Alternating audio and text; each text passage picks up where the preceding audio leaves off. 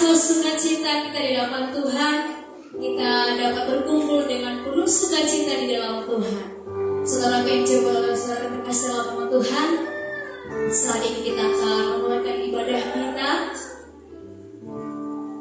Mari kita tenangkan hati kita di hadapan Tuhan. Mari kita sungguh-sungguh menghadap di hadapan Tuhan. Mari kita bersyukur buat penyertaan Tuhan selama perjalanan kehidupan kita. Mari kita bersatu dalam doa. Tuhan Yesus, kembali kami bersyukur buat kasih-Mu dalam kehidupan kami ya Tuhan. Tak henti-hentinya kami bersyukur di hadapan-Mu.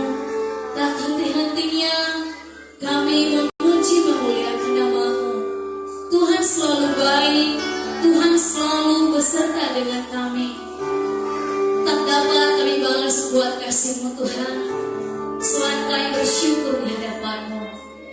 Ini kami Tuhan jemaat di tempat ini, membawa hati kami, membawa syukur kami. Kami rindu terus bermazmur di hadapan-Mu. Dan kami sadar Tuhan, bahwa hidup kami ini sebenarnya tak pantasnya di hadapan-Mu. Layakan kami Tuhan, agar apa yang kami bawakan di hadapan-Mu pada saat ini, biarlah itu menjadi hormat kemuliaan-Mu. Satu oknum yang tidak senang di tempat ini Tuhan, yang ingin mengganggu persembahan kasih kami untuk memuji nama-Mu, kami sepakat, kami sehati, kami hancurkan di dalam nama Tuhan Yesus. Kiranya Allah Tuhan, jemaat Tuhan, kami rasakan di tempat ini. Saudara, mari kita angkat suara kita di hadapan Tuhan. Mari kita angkat suara kita. Mari kita angkat syukur kita di hadapan Tuhan. Mari kita katakan haleluya Tuhan. Haleluya Yesus. Haleluya.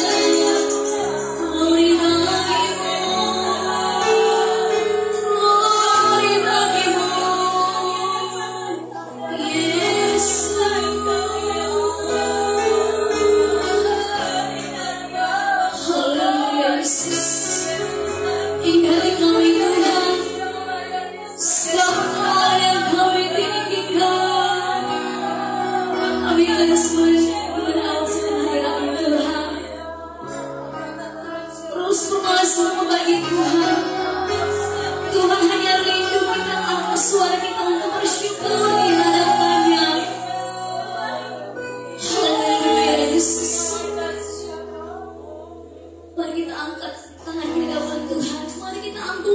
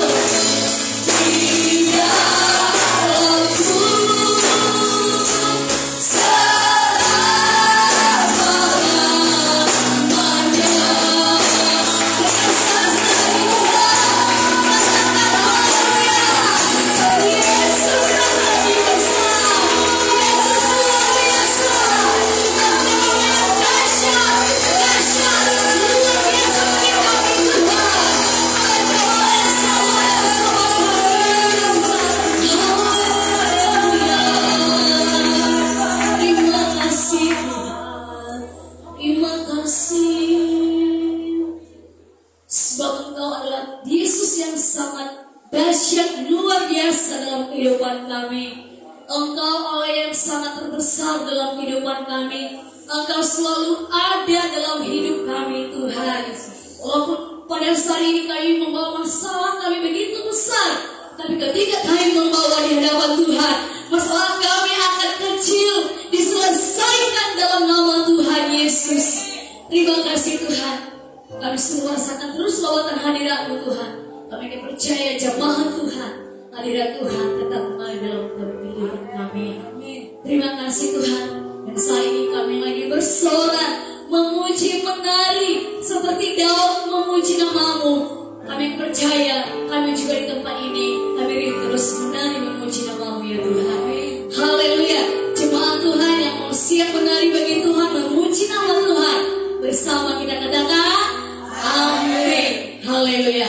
Saudaraku, saya udah untuk bangkit berdiri, kita memuji Tuhan terus lagi. Mari kita menari bagi Tuhan seperti Daud menari buat Tuhan. Haleluya. Mari kita bertepuk tangan buat Tuhan. Mari kita katakan inilah doa Anda.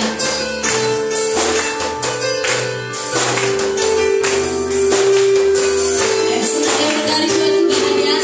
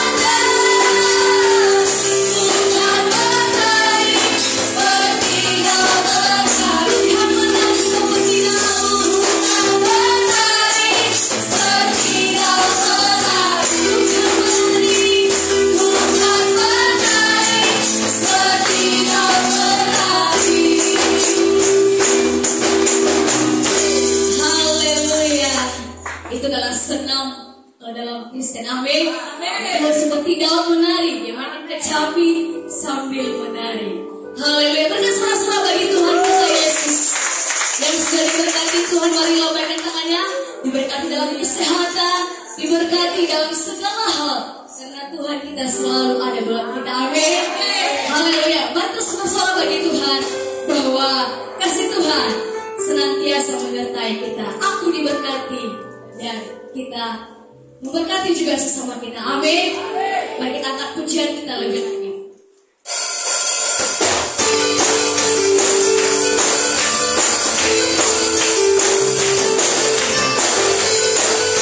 Katakan kasih setiamu Tuhan. Kasih setiamu nyata bagiku. Hikmat kebajikan.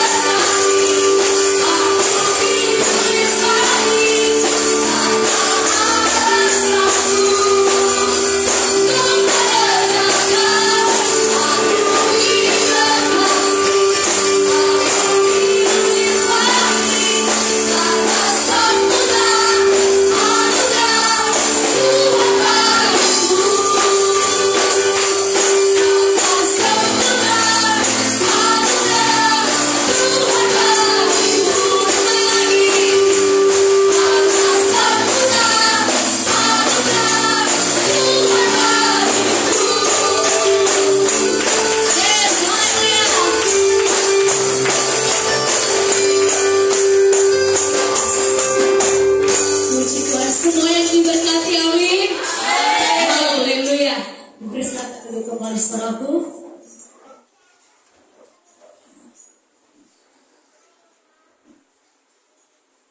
Saat ini kita akan memberikan yang terbaik buat Tuhan dalam persembahan kita.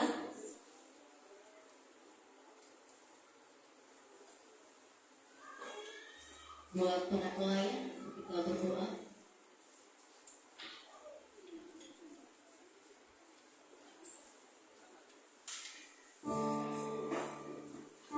Haleluya. Saudara, pada saat ini kita bersatu dalam doa. Mari kita berdoa. Tuhan Yesus, tak henti-hentinya kami membawa syukur kami di hadapan Tuhan. Terjadi berkat-Mu selalu melimpah dan melimpah dalam kehidupan kami. Terima kasih Tuhan, dan saat ini kami akan memberikan yang terbaik buat Tuhan lewat persembahan kami. Kami akan percaya Tuhan yang memberkati berlipat lagi dalam kehidupan kami, pribadi lepas pribadi. Di dalam nama Tuhan Yesus kami telah berdoa. Haleluya. Amin.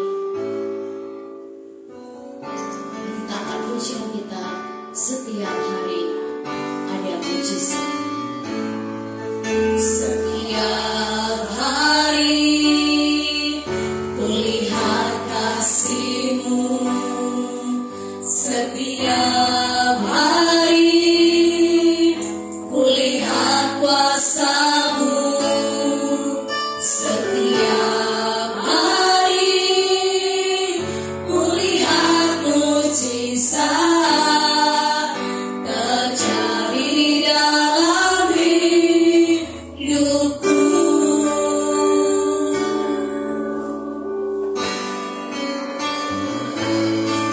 Setiap hari kulihat kasih-Mu. Setiap hari kulihat kuasa-Mu. Setiap hari kulihat mujizat terjadi dalam hidupku.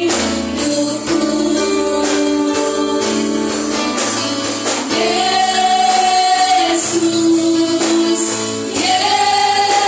Yesus, ku cinta Kau lebih dari segala yang ada. Hanya Yesus, Yesus, Kau segalanya bagiku. Terus kita berdoa, mari kita angkat pujian kita. Setiap hari kulihat kasih-Mu. Setiap hari kulihat kuasa-Mu. Setiap hari kulihat mujizat terjadi dalam hidupku. Dengan kerendahan hati sekali lagi. Setiap hari kulihat kasih-Mu. Setiap hari kulihat kuasa-Mu. Setiap hari kulihat mujizat terjadi dalam hidup. Mari panggil nama Yesus. Haleluya. Yesus, Yesus, ku cinta Kau lebih dari segala yang ada. Hanya Yesus.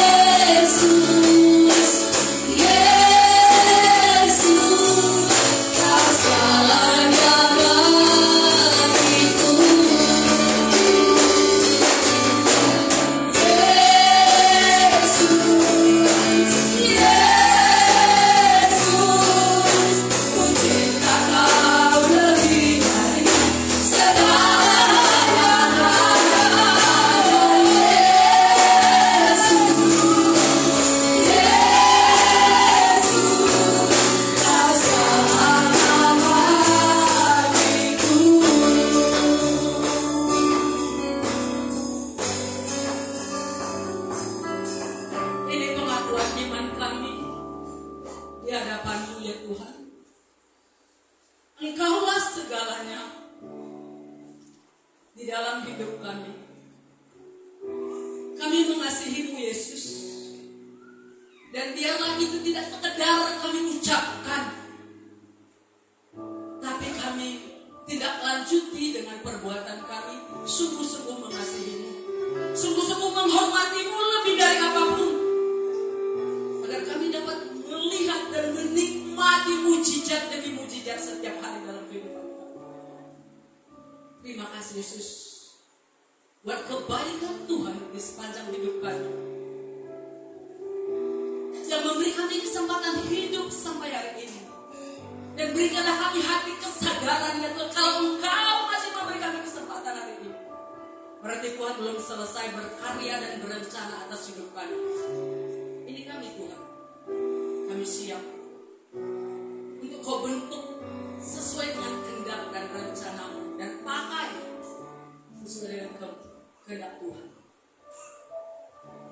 Saat ini Bapa, kami mau belajar dari kebenaran firman-Mu. Mari urapi hati pendengaran setiap kami. Berikan hati pendengaran seorang murid yang senantiasa mau taat mendengar dan hidup dalam kebenaran-Mu, supaya kami layak Tuhan pakai sebagai alat Tuhan untuk menyatakan kemuliaan di sepanjang hidup kami, dimanapun kami ada. Hamba-Mu yang terbatas, pengurapan-Mu yang memampukan Bapa. Kami mengundang Roh Kudus Tuhan memberi kami hikmat pengertian untuk memahami firman-Mu, sehingga setiap firman yang kami dengar tidak berlalu dengan sia-sia, tapi berakar, bertumbuh di dalam kehidupan kami dan menghasilkan buah bagi hormat kemuliaan nama-Mu. Terima kasih Tuhan, kami siap dengarkan firman-Mu. Kita yang siap dengarkan firman Tuhan, mari bersama saya katakan amin. Salam, jemaat yang dikasihi Tuhan.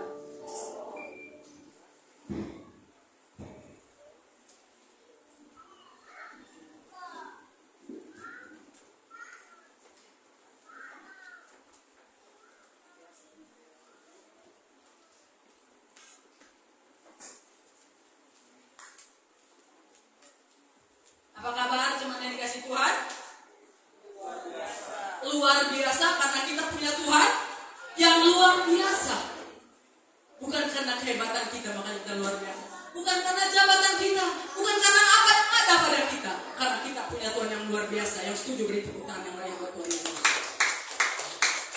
Baik, saya mengajak kita pagi hari ini untuk belajar dari kebenaran firman Tuhan yang sebenarnya saya ini agak sedikit berduka di hati saya. Kenapa?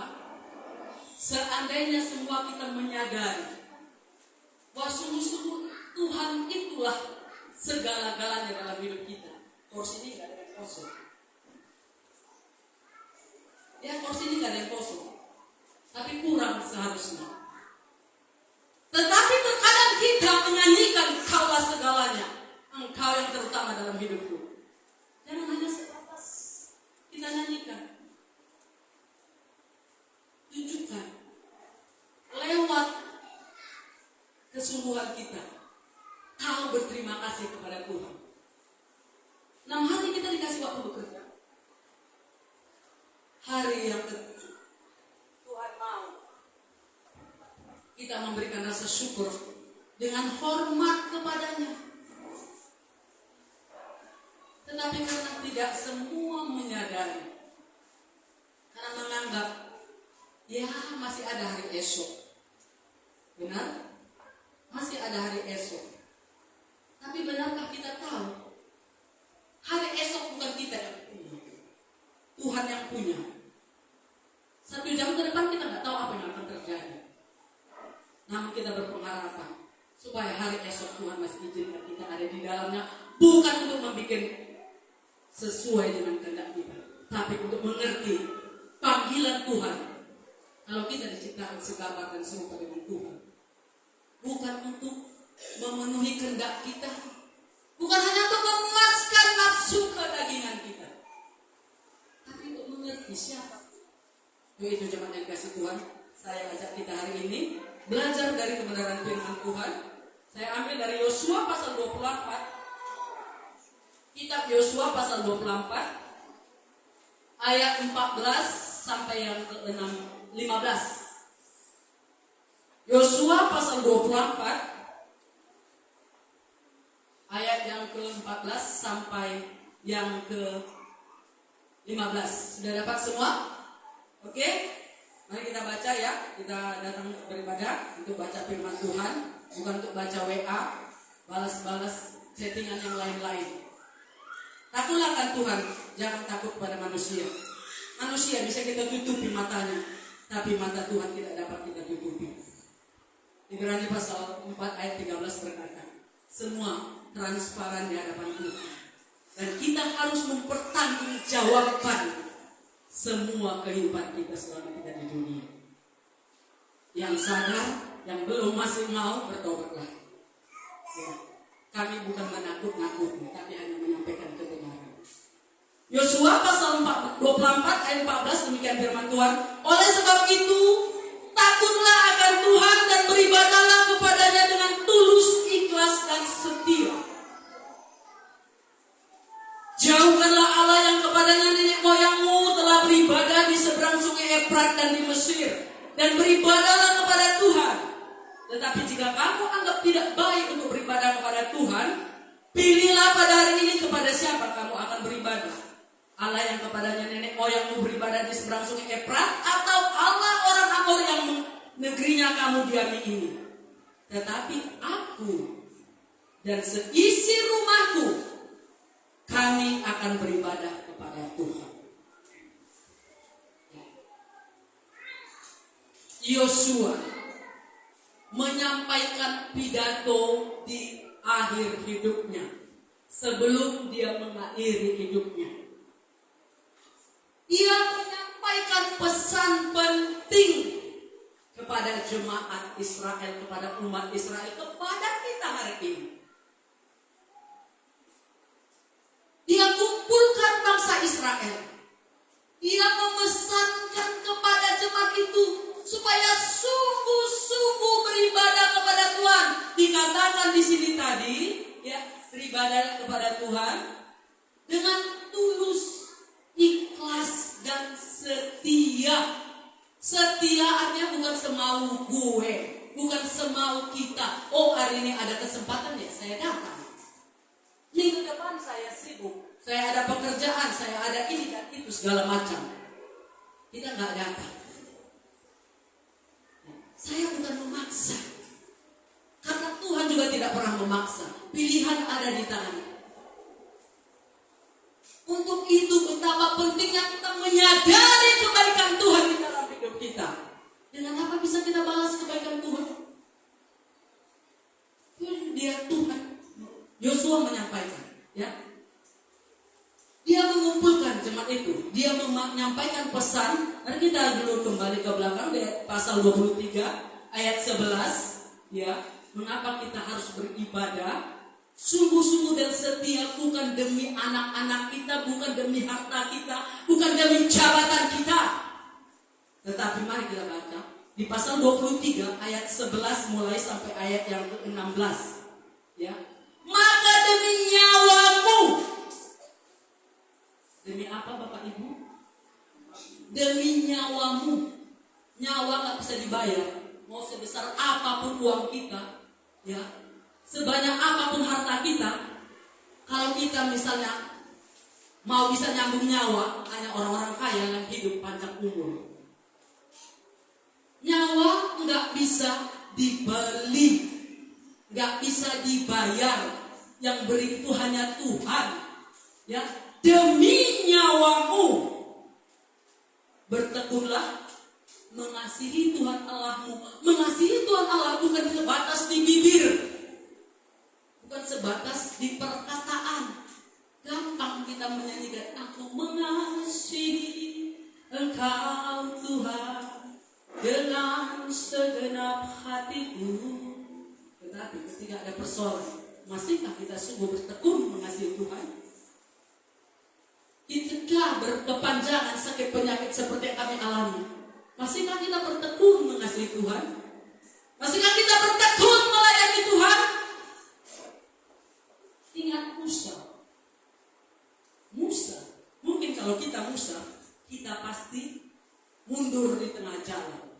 Musa sangat lelah berjuang membawa bangsa Israel yang tegak-tengkuk dari Mesir masuk ke tanah perjanjian. Tetapi masukkah Musa ke tanah perjanjian? Tidak. Tuhan bilang, enggak, kamu gak bisa masuk. Namun setelah Musa memperingatkan bangsa itu untuk tetap bertekun? Tidak.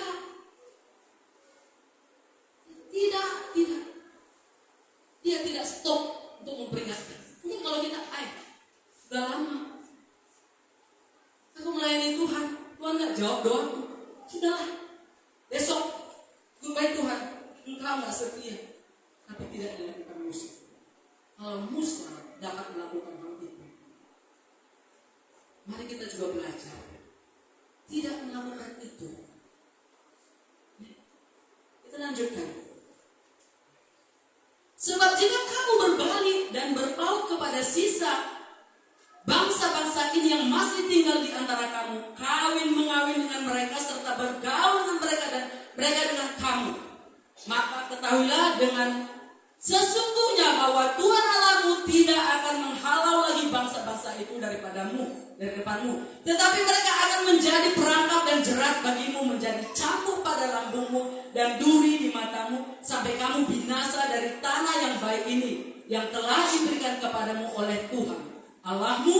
Maka sekarang sebentar lagi aku akan menempuh jalan segala yang fana. Artinya Yosua sudah mau berakhir hidupnya. Apa yang dia ingatkan?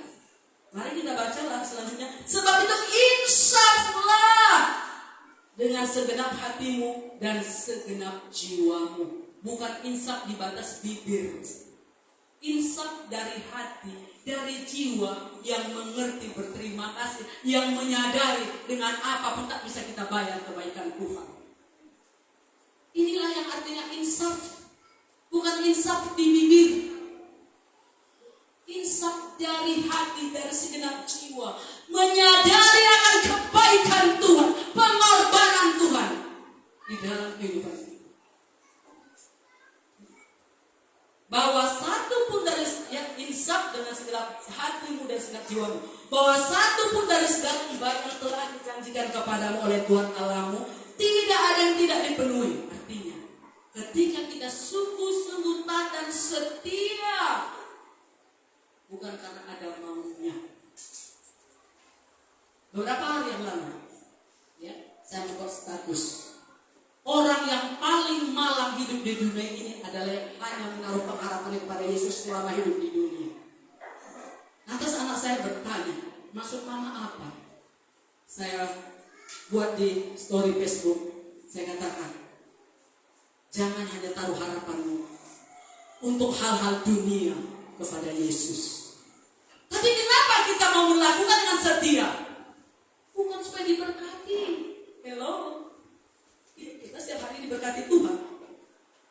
Bukan supaya kita sehat. Bukan supaya dikasihi. Bukan.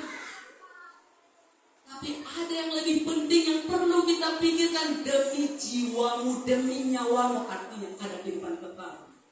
Untuk kehidupan kekal, bukan hanya untuk kehidupan yang ada di dunia ini.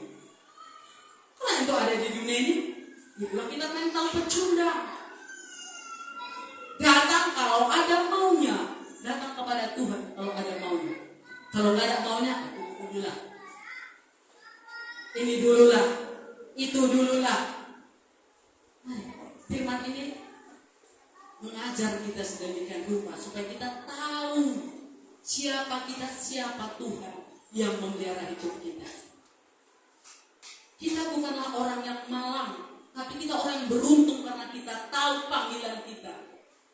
Sadarkah kita bahwa kita ini diciptakan atau made in heaven, bukan made in China, made in Japan, bukan, tapi made in heaven, di mana tertulis Efesus pasal 2 ayat 10. Kita ini ciptaan Allah di dalam Kristus Yesus, dan kita ini adalah warga kerajaan sorga. Di mana tertulis, bukan mulut saya yang bilang, firman Tuhan Filipi 3 atau Filipi 4 ya, ayat 20. Bahwa kita ini warga kerajaan sorga yang ditempatkan di bumi. Apa yang dikatakan Tuhan? Kita diciptakan segambar dan serupa dengan Tuhan untuk menjadi garam dan terang dunia, bukan menjadi perusuh, membuat keonaran. Kita lanjutkan firman Tuhan. Ya. Semuanya telah digenapi, tidak ada satu pun yang tidak dipenuhi. Tetapi seperti telah datang atas kamu segala yang baik yang telah dijanjikan kepadamu oleh Tuhan Allahmu, demikianlah Tuhan akan mendatangkan atas kamu segala yang tidak baik, sampai Ia telah memusnahkan kamu dari tanah yang tidak baik ini, yang diberikan kepadamu oleh Tuhan Allahmu, apabila kamu melangkahi perjanjian yang telah diperintahkan kepadamu oleh Tuhan Allahmu, dan pergi beribadah kepada Allah lain dan sujud menyembah kepada mereka. Maka murka Tuhan akan bangkit terhadap kamu, sehingga kamu segera binasa dari negeri yang baik yang telah diberikannya kepadamu. Dua hal diperhadapkan Tuhan: setia mengikut Tuhan, setia mengenal, mengerti kehendak Tuhan. Tuhan pelihara dengan sempurna. Tak setia, Tuhan musnahkan. Hanya dua. Gak ada yang lain-lain. Hanya dua. Untuk itu coba dikasih Tuhan. Firman Tuhan ini mengingatkan kepada kita. Kalau Tuhan masih kasih kita kesempatan, jangan bermain-main dengan Tuhan. Karena hidup dan waktu ini bukan punya kita. Hidup dan waktu ini bukan punya kita, tapi punya Tuhan. Saya mau ajak kita belajar dari keluarga hamba Tuhan yang tidak menghormati Tuhan. Apa yang akan terjadi? Imam Eli, seorang imam, seorang hamba Tuhan yang tidak menghargai, yang tidak menghormati Tuhan. Apa yang akan terjadi? Ya. Yang dari dulunya begitu luar biasa, berkat-berkat berkelimpahan, tidak ada satu yang kurang. Akhirnya keluarga yang menjadi pengemis. Mengapa ini nakuti? Mana firman yang mari kita belajar? Kita lihat di dalam 1 Samuel pasal 2. 1 Samuel pasal 2, kitab 1 Samuel pasal 2. Ya, ayat yang ke-29. Ya. Sebelum kita baca, awalnya Tuhan sudah menyampaikan janjinya kepada keluarga Samuel, kepada keluarga Imam Eli. Dia katakan bahwa sesungguhnya selamanya keturunanmu ada di hadapanku. Tetapi karena engkau tidak menghormati aku, jauhlah itu daripada aku. Itu dia katakan Tuhan. Kalau Tuhan berjanji, pernahkah Tuhan neko-neko seperti manusia berjanji? Tidak. Tapi kenapa janji Tuhan tidak tergenapi dalam hidup kita? Kita yang membatalkannya. Karena ketidaktaatan kita itu yang membatalkan janji Tuhan di dalam hidup kita. Tapi kita yang ada di sini tidak mau membatalkan janji Tuhan dalam hidup kita, dan kita mau taat dan setia. Kita mari mau belajar. Ya. Mengapa engkau ayat 29 ya? Mengapa engkau 1 Samuel pasal 2 ayat 29. Enggak tahu nanti di mana sih dibaca ini. Mengapa engkau memandang dengan loba kepada korban sembelihanku dan korban sajianku yang telah kuperintahkan, dan mengapa engkau menghormati anak-anakmu lebih daripadaku? Apa yang tidak dihormati oleh keluarga Imam Eli? Mari kita lihat di pasal 2, 1 Samuel pasal 2 ayat yang ke-12 mulai sampai ayat yang ayat ke-18 17 ya, sampai ke-17 ya. Mulai adapun anak-anak Eli adalah orang-orang Mursila. Mereka tidak mengindahkan Tuhan ataupun batas hak para imam terhadap bangsa itu. Setiap kali seorang mempersembahkan korban sembelihan sementara daging itu dimasak, datanglah bujang imam membawa garpu bergigi 3 tangannya dan dicucukkannya ke dalam bejana atau ke dalam kuali atau ke dalam belanga atau ke dalam periuk. Segala yang ditarik dengan garpu itu ke atas diambil imam itu untuk dirinya sendiri. Demikianlah mereka memperlakukan semua orang Israel yang datang ke sana, ke Silo. Bahkan sebelum lemaknya dibakar, budak imam itu datang lalu berkata kepada orang yang mempersembahkan korban itu, berikanlah daging kepada imam untuk dipanggang, sebab ia tidak mau menerima daripadamu daging yang dimasak, hanya yang mentah saja. Apabila orang itu menjawabnya, bukankah lemak itu harus dibakar dahulu, kemudian barulah ambil bagianmu sesuka hatimu, bagimu sesuka hatimu, maka berkatalah ia kepada orang itu, sekarang juga harus kau berikan, kalau tidak aku akan mengambilnya dengan kekerasan. Dengan demikian sangat besarlah dosa kedua orang muda itu di hadapan Tuhan, sebab mereka memandang rendah korban itu Tuhan. Memandang rendah kebaikan Tuhan, memandang rendah yang seharusnya penghormatan diberikan kepada Tuhan. Apa itu? Eli sebagai imam pada masa waktu itu bangsa Israel masih membawa korban penghapusan dosa, dan imam itu bentuk ada lembu sapi, ada kambing domba dan macam-macam.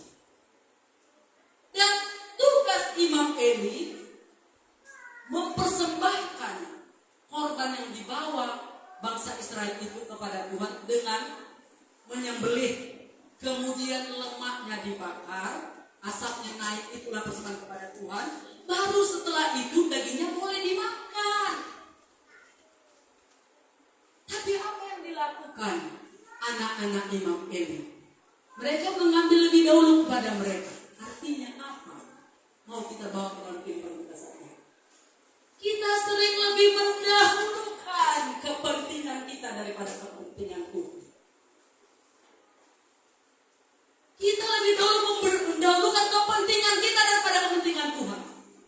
Barangkali saat ini saya sangat penting, katakanlah biaya hidup dalam bentuk materi atau uang. Semua kita perlu. Tetapi ada waktunya masing-masing. Ketika waktunya untuk datang menyembah Tuhan, memuji Tuhan, lakukanlah itu. Nanti setelah pulang, boleh kan melakukan bagian kita. Tapi yang hormati dulu Tuhan. Ajar anak kita untuk lebih dahulu menghormati Tuhan. Bukan menghormati lebih dulu kepentingan uangmu daripada kepentingan yang hanya akan binasa. Seberapa banyak uang yang kita kumpulkan, gak bisa membayar nyawa kita itu, gak bisa.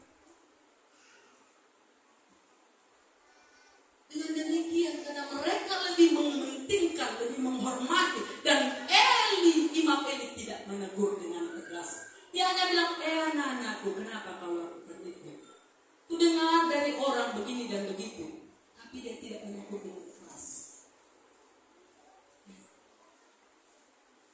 Kemudian kita lanjutkan. Dosa yang kedua yang dilakukan anak-anak Imam Eli, bukan hanya mementingkan keinginan lidah tenggorokan mereka, tetapi juga mereka orang yang dursila, yang melakukan pelanggaran seksual kepada para pelayan di mimbar. Mana buktinya? Mari kita baca pasal 2 ayat yang ke-22. Eli telah sangat tua apabila dengar segala sesuatu yang dilakukan anak-anaknya terhadap semua orang Israel, dan bahwa mereka itu tidur dengan perempuan-perempuan yang melayani di depan pintu kemah pertemuan. Zaman sekarang ini, jemaat yang dikasih Tuhan, banyak hamba Tuhan menjadikan altar hanya sebagai pencitraan. Maksudnya apa? Ya, hari Minggu melayani. sebelum melayani, entah apa yang dilakukan di sana. Mata manusia bisa tutup, tapi mata Tuhan tidak bisa tutup. Jangan kotori.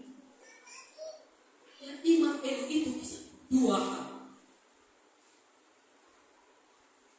Mengutamakan keinginan daging, melampiaskan nafsu. Itu yang mereka perkosa perempuan-perempuan cantik. Ini sangat kecil di mata Tuhan. Makanya dengan keras Imam Eli mengatakan di pasal 30, di pasal 2 ayat 30 ya, 1 sampai pasal 2 ayat 30. Sebab itu demikianlah firman Tuhan Allah Israel, sesungguhnya aku telah berjanji keluargamu dan kaummu akan hidup di hadapanku selamanya. Tetapi sekarang demikianlah firman Tuhan, jauhlah hal itu daripadaku. Sebab siapa yang menghormati aku akan kuhormati. Siapa yang menghormati aku akan kuhormati. Jangankan penghormatan daripada Tuhan. Ketika kita menerima penghormatan dari orang sesama kita di dunia ini pun rasanya kita sudah sangat bersuka cita, sangat dihargai. Apalagi pencipta yang menghormati kita. Wow, itu udah spektakuler, luar biasa. Saya teringat 18 tahun yang lalu. Ada waktu itu gempa, ya, 18 tahun yang lalu. Nah, waktu itu saya berjualan di pasar pagi dan pulang itu biasa. Waktu itu pada masa itu saya, orang masih tidur, saya sudah ada di pasar pagi. Orang sudah tidur, saya baru pulang. Sehingga lingkungan ini saya tidak kenal siapa-siapa penduduk di tempat ini. Kapan saya mengenal penduduk tempat ini? Waktu membuat KTP elektronik, berkumpullah di kantor camat di Mudik. Dan Bapak bilang, inilah masyarakat di kampung kita. Saya bangun dari tempat duduk saya salam semuanya satu persatu. Saya katakan, maafkan saya tidak mengenal, bukan saya sombong, tapi itulah karena kehidupan, mencari kehidupan sehari-hari. Kalian masih tidur, saya sudah pergi ke pasar pagi. Kalian sudah tidur, saya baru pulang dari pasar pagi. Terkadang saya pulang jam 10 malam. Nah, apa yang terjadi waktu setelah gempa? Selesai, ya ini kebetulan agak cepat pulang waktu itu. Selesai mandi, makan bersama, kemudian sebelum beribadah malam, selelah apapun kami, selarut malam apapun kami biasakan berterima kasih kepada Tuhan. Kemudian malam sebelum kami beribadah, ya, saya nggak tahu apakah sebelum atau sesudah waktu itu ya. Tapi apa yang dikatakan anak saya, Mak, ini anak saya Franklin dan waktu itu ada Kevin di sini, ya, anak abang saya. Mak, kami tadi ada lase loh, Mak. Lase dari mana? Kami tadi pergi ambil. Dulu ini jalan ini masih tembus saja dari depan kami, masih lewat di sana. Dan rumah di keluarga anak. Mereka sudah tidak ada. Nah, kemudian mereka bawa satu kantong, Kevin bawa satu kantong, Franklin bawa lase Batawi. Aneh. Nah, kemudian, Mak, ini ada lase. Dari mana? Kami ambil tadi di sana. Oh ya, enak ya. Kemudian, ayo Mak, kita makan. Tunggu dulu. Saya katakan, siapa yang menyuruh kalian ambil? Mereka mulai diam. Siapa yang nyuruh kalian ambil? Ya kan gak ada orang, Mak, gak ada yang punya, Mak. Artinya kau mencuri. Kalau gak ada yang punya kau ambil, artinya kau mencuri. Sekarang juga, malam ini juga, ini lase. Di mana tadi kau ambil, pulangkan. Pulangkan di pohonnya kembali. Kasih di sana. Antar di mana kau ambil. Besok pagi mau berapa karung kau lase, saya beli. Artinya saya tidak menghormati jerih payah mereka yang dilakukan dengan curang. Saya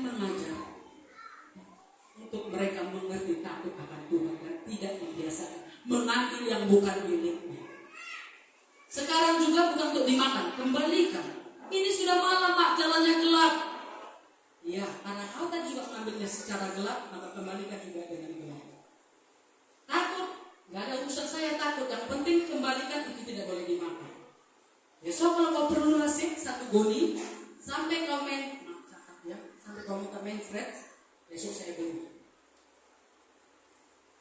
Nggak perlu kita libas karena mereka sudah SMP.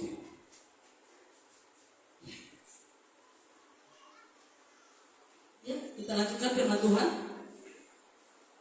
Mengapa engkau menghormati anak-anakmu lebih daripadaku, sambil engkau menyembuhkan diri dengan bagian yang terbaik dari setiap korban sajian umatku Israel?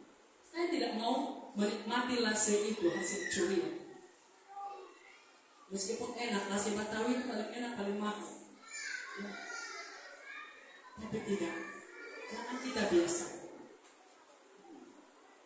Sebab itu demikianlah firman Tuhan Allah Israel, sesungguhnya aku telah berjanji keluargamu dan kaummu akan hidup di hadapanku selamanya. Tetapi sekarang demikianlah firman Tuhan, jauhlah itu daripadaku. Sebab siapa menghormati aku akan kuhormati, tetapi siapa yang menghina aku akan dipandang rendah. Saudara yang kasih, Tuhan memberi amanat kepada kita. Ya. Di dalam ulangan atau bilangannya di sana dikatakan kepada orang tua, ajarkan berulang-ulang. Baik kau sedang duduk, sedang makan, sedang berjalan, sedang di mana saja, ingatkan untuk mendidik, menasihati, membimbing anakmu. Jangan pernah bilang, anakku laki-laki satu-satunya, apa yang dia mau aku turuti. Saya juga punya anak satu-satunya laki-laki. Dulu Franklin itu, sebelum dia tahu dan bagaimana biasanya juga di Polonias ini laki-laki sangat dihargai, saya katakan, ya, karena dia mau merajalela atas saudaranya yang dua. Sehingga suatu ketika dia berkata, kebun binatang keluar kepada kakaknya.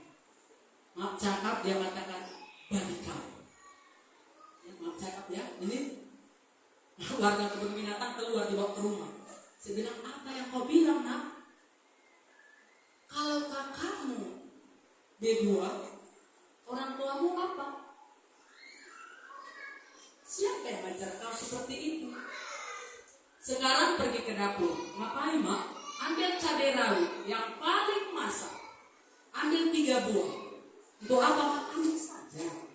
Ya. Sekarang berdiri di sini. Mana cabai rawitnya? Saya pulas di mulutnya cabai rawit 3 buah. Pedas mak. Iya.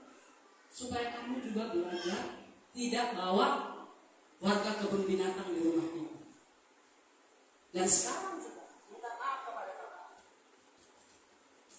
Minta maaf.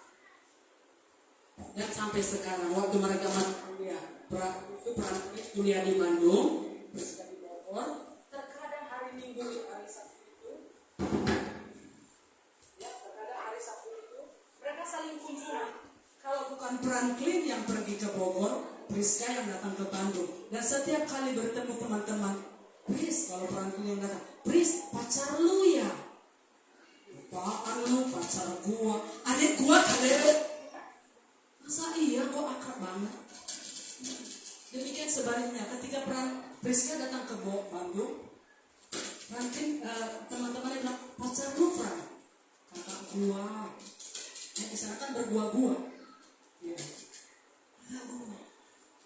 Dari mana itu keakraban itu bisa terjadi? Kekompakan itu dari kita orang tua yang mengajar mereka saling menghargai, saling menghormati. Pendidikan tentang takut akan Tuhan, saling menghormati, bukan dimulai di luar sana, tapi dimulai di keluarga. Ketika kita punya anak kecil, bukan hanya sekadar hari Minggu antar dia ke sekolah minggu, nggak cukup. Tanggung jawab orang tua bukan menyerahkan anak anaknya di gereja, tapi mendidik anaknya di tengah keluarga. Mau jadi apa anak itu? Kita yang menentukan.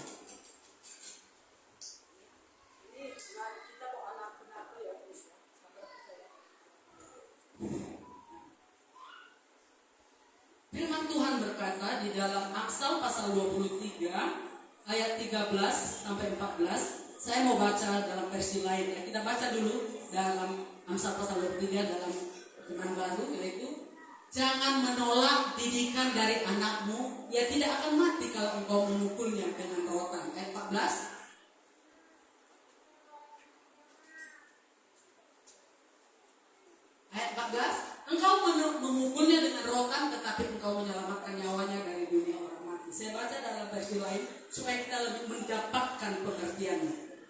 Jangan lalai mendidik anak-anakmu.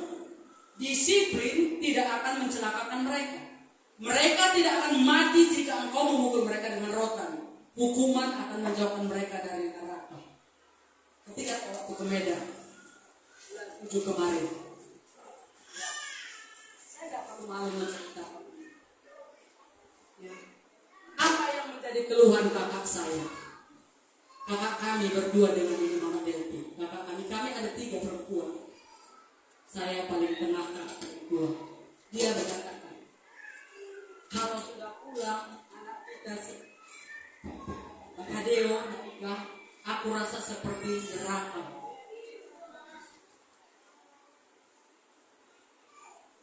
Kenapa sempat itu terjadi? Dulu saya sudah bilang waktu saya masih di Medan, dia sudah punya anak. Saya bilang, walaupun anakmu cuma 1 laki-laki, Kak, didik dia dengan benar. Pukul dia. Pukul dia. Karena pukul itu, tapi jangan ingatkan kematian, pukul dia dengan rotan. Jangan biarkan dia kurang ajar.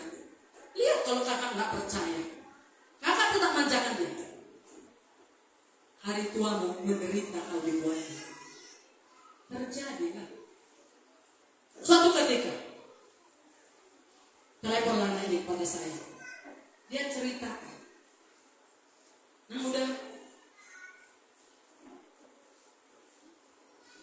efek daripada media sosial ini.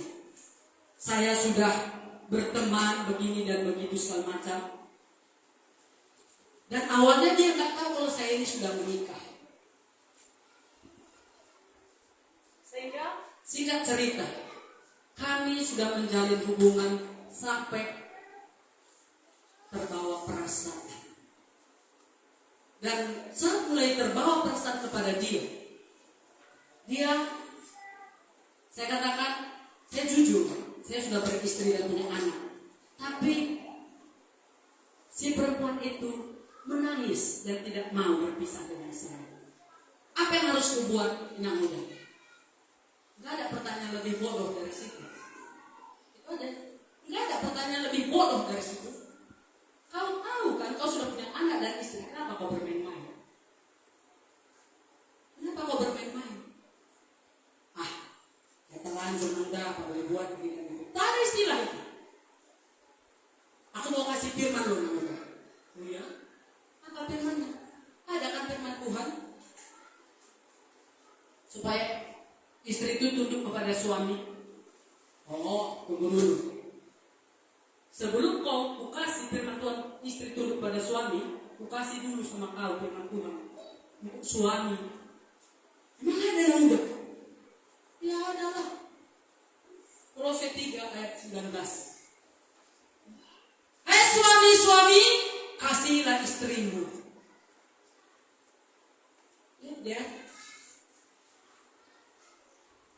Hormati istrimu. Jadi jangan kau minta keluar untuk pakai firman untuk menundukkan istrimu. Tunduklah, istri tunduklah pada suamimu. Iya, suami yang seperti apa yang mau tunduk kepadanya? Kalau suami yang suruh istrinya dijual karena untuk main judi, nggak usah tunduk. Kalau suami yang nggak mau kerja dan mau makan enak, nggak usah mau tunduk. Tapi doakan supaya dia bertobat. Oh, berarti ibu ini ngajar udah salah ini. Bukan salah. Suamimu yang takut di dalam Tuhan. Yang di dalam Tuhan, bukan suami yang di luar Tuhan. Suami yang di luar Tuhan tak perlu ditakut, tak perlu dihormati. Tetapi suami yang di dalam Tuhan, itu firman Tuhan jelas. Jadi jangan putar balikkan. Sehingga apa dikatakan? Terkadang aku ini kurasa putus asa dan pernah aku berpikir untuk mau bunuh diri. Tadi dikatakan, ya saya baca ya. Jika engkau memukul mereka dengan rotan, hukum akan menjauhkan mereka dari neraka. Neraka itu tidak sendiri yang ciptakan ketika kita mendidik anak kita dengan benar. Ya. Dan ketika kita sudah berumah tangga, saya mau buat ini buat terlalu lama ya, maaf ya, ini memang pelajaran penting. Ya. Firman Tuhan, judul firman Tuhan hari ini temanya, jadikan firman Tuhan fondasi keluarga yang kokoh. Fondasi dasar firman Tuhan. Tidak ada keluarga yang bisa kokoh, kehidupan keluarganya aman, setia, damai, rukun tanpa firman Tuhan. Bentuk keluarga. Untuk itu, mungkin ada beberapa di sini pemuda yang belum menikah. Jangan cari pasangan hidupmu sekedar cantik atau sekedar ganteng, sekedar kaya. Bukan itu ukuran. Firman Tuhan berkata di dalam Amsal pasal 31, yang takut akan Tuhan yang dipuji-puji. Kecantikan sia-sia, kemolekan adalah bohong. Kegantengan sia-sia, kegagahan bohong. Kalau tidak takut akan Tuhan, carilah yang takut akan Tuhan, yang mengerti menghormati Tuhan. Kalau mau keluargamu damai sejahtera. Bahtera keluarga itu dibentuk berdasarkan fondasi firman Tuhan. Bukan berdasarkan kekayaan, bukan berdasarkan ganteng, bukan berdasarkan cinta saja tidak cukup. Ya, apa boleh buat lah, udah terlanjur cinta. Cinta makan tuh cinta.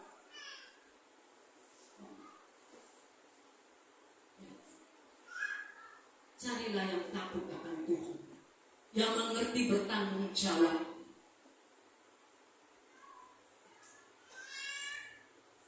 Yang mengerti bertanggung jawab,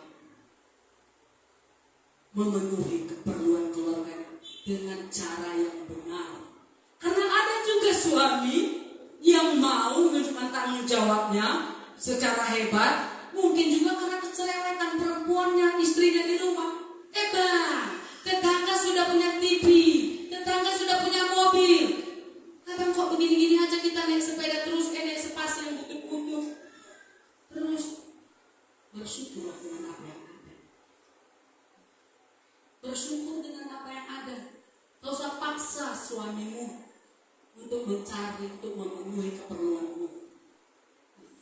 Syukuri yang ada. Takut akan Tuhan. Ketika sungguh-sungguh kita di dalam Tuhan. Benar firman Tuhan mengingatkan, cari dalam kerajaan Allah dan kebenarannya. Semua itu ditambahkan, tapi kita sering enggak. Saya cari dulu ini kepentingan saya. Nantilah besok masih ada. Kalau masih ada orang tua yang seperti yang membiarkan anaknya bekerja hari minggu hanya untuk uang sekian, bertobatlah.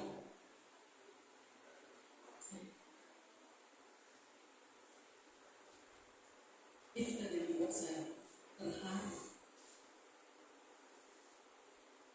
Makanya kadang kita kalau memang benar Tuhan itu lebih besar dari segalanya dan sungguh-sungguh kita mengasihi Tuhan, kita terapkan firman ini. Demi nyawamu kasih Tuhan dengan sungguh-sungguh, bukan demi uangmu. Uang itu berapa pun cukup. Kalau kita sungguh-sungguh, terlalu banyak cara Tuhan memberkati kita tanpa kita duga-duga. Jangan pakai logikamu untuk iman. Ini tunjukkan keteladanan. Karena keteladanan itu berbicara lebih keras daripada sekedar perkataan. Tunjukkan keteladanan.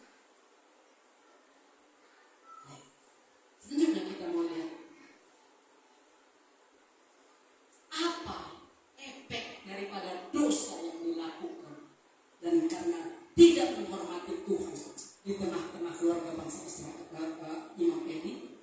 Dan mari kita lihat pertama, ya.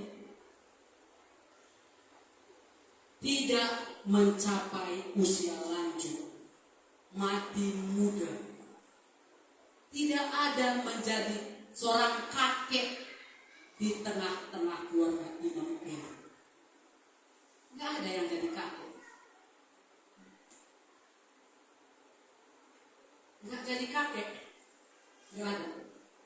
Karena belum sempat mereka jadi kakek sudah mati duluan. Ini yang pertama. Di mana dia tertulis? Mari kita baca di dalam 1 Samuel pasal 2:31. Sesungguhnya akan datang waktunya bahwa aku akan mematahkan tangan kekuatan dan tangan kekuatan kaummu sehingga tidak ada seorang kakek dalam keluargamu. Itu efek tidak menghormati Tuhan. Artinya tidak lanjut usianya, mati muda, mati sebelum waktu yang ditetapkan Tuhan. Firman Tuhan berkata, ya, 70 atau 80 atau juga bisa lebih di atas itu. Tetapi artinya mereka mati sebelum di usia itu. Kemudian yang kedua, hidup dalam kesusahan, hidup dalam kemiskinan. Mana firman? Ya. Ayat 32 sampai 33. Maka engkau akan memandang dengan mata bermusuhan kepada segala kebaikan yang akan kulakukan kepada Israel, dan dalam kekeluargamu takkan ada seorang kakek untuk selamanya. Tetapi seorang daripadamu yang tidak kulenyapkan dari lingkungan mesbahku akan membuat matamu rusak dan jiwamu merana. Segala tambahan keluargamu akan mati oleh pedang lawan. Saya baca dalam versi lainnya supaya lebih jelas. Ini saya bukan menakut-nakuti, tapi menyampaikan kebenaran firman Tuhan. 1 Samuel pasal 2 ayat 33. Ya. Tetapi seorang daripadamu yang sebagai tanda orang yang dari keluargamu yang dibiarkan hidup akan hidup susah dan penuh air mata, dan anak-anak mereka akan mati oleh pedang. Kenapa? Karena susah. Mungkin pergi mencuri, pergi berkorupsi, ya ada yang hidup dibiarkan. Tapi ya karena nggak tahan menderita kebutuhan, melunjak, terpaksa. Di mana dicari? Pergilah korupsi, pergilah mencuri. Akhirnya kedapatan di pedang orang, mati. Ini firman Tuhan loh. Jadi jangan main-main.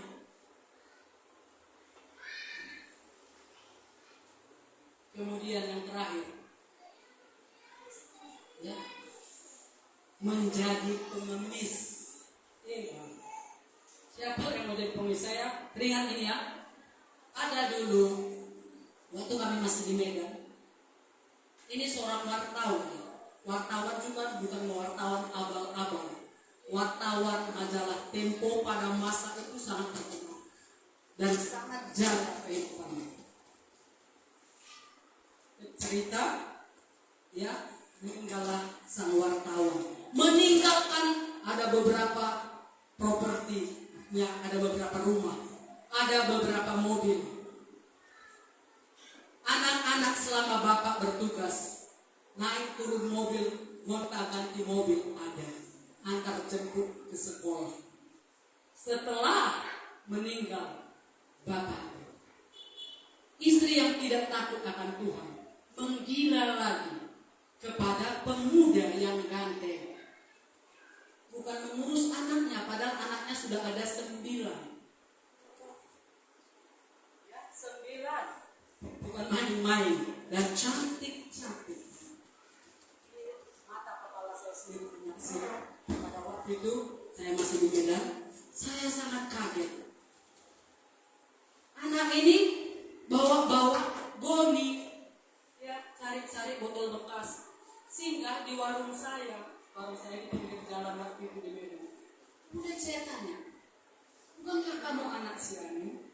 Iya. Yang tadinya naik mobil turun mobil, sekarang jalan kaki pakai sendal, bawa